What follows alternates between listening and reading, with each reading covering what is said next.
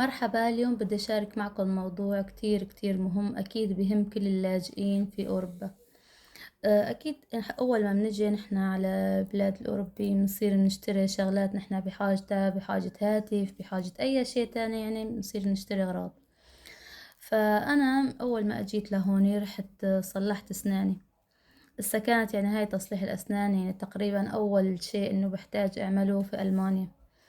فدكتور الأسنان إجا بده يركب لي جسر، قال لي إنه بدك تدفع شوي فوقه وأنت نقي. أنا نقيت بس ما بعرف إنه إيش قد بدي أدفع. نقيت الجسر عند الدفع، قال لي بدك تدفعي 1500. طبعا لدرس واحد بدي أدفع 1500 يورو زيادة، هاي بس ليش اخترت أنا. فوقت قال لي إنه قلت له ما بحسن أنا أدفعه كله، قال لي بتحسني تدفعي بالتقسيط. فقال لي إيش قدك تقسطي؟ أنا بدي أخلص من هذا التقسيط. قلت يعني 1500 بدهم سنة ونص ليخلصوا إذا دفعت 100 يورو بالشهر. طبعا أنا ما كان علي أقساط نهائيا، وقت قلت له أي أنا بدفع 100 يورو بالشهر ما كان علي أقساط نهائيا، وما أنا حاسبة حساب لبعدين. فوقت اللي صرت أدفع وصرت أحتاج أشياء تانية إلي، كان إلي وكان للولاد يعني، وفعلا صار علي أقساط كتير.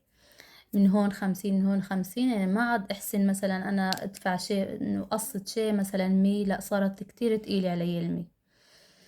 فليوم صار معي مشكلة ما عندي بالسكن، وصار لازم أدفع لهم مبلغ، يعني مبلغ منيح.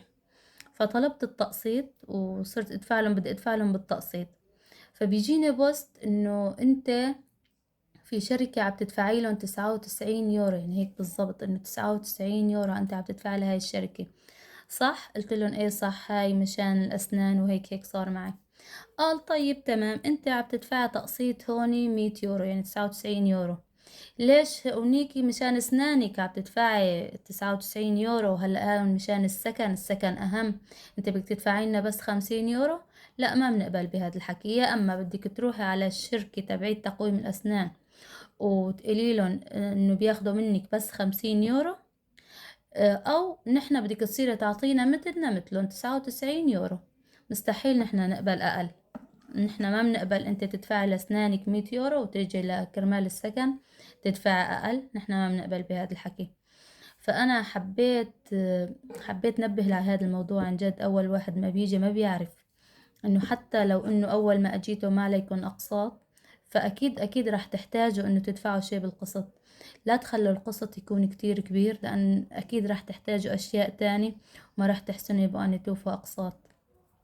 فأنا حبيت كتير نوه على هذا الموضوع. هون الدولة بيلحقوا اللاجئ على كل شيء. يعني احنا بنفكر انه اشو عرفون مثلا احنا عم ندفع هونيك هيك او هونيك هيك، لا، هون كله معلق في بعضه. بيعرفوا نحن قديش علينا اقساط، بيعرفوا قديش عم ندفع، قديش نحن استطاعتنا ندفع، او قديش عم ندفع للشركات التانية غيرهم. فهذا الشيء خلوا بالكم كتير منيح منه.